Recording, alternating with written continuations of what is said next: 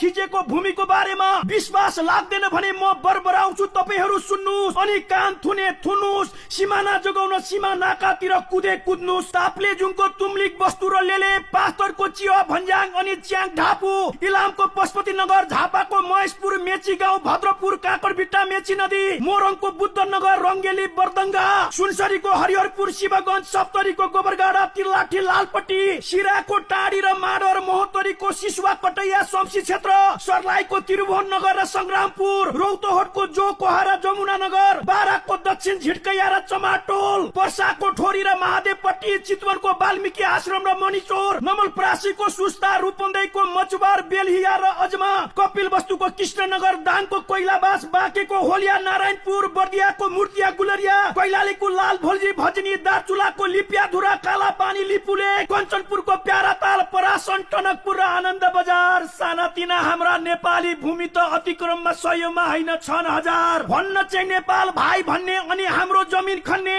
भाइसँग मिल्ने कि सधैँ दाइले पेल्ने, भारत दाजु नेपाल भाइ भन्ने अनि ऐतिहासिक सम्बन्ध छ भनेर पछाडिबाट छुरा हान्ने। हे हिन्दुस्तान, सानो कदको मेरो शरीर देखेर नेपाल कसरी भाइ, हिन्दुस्तान नेपालको कसरी दाइ।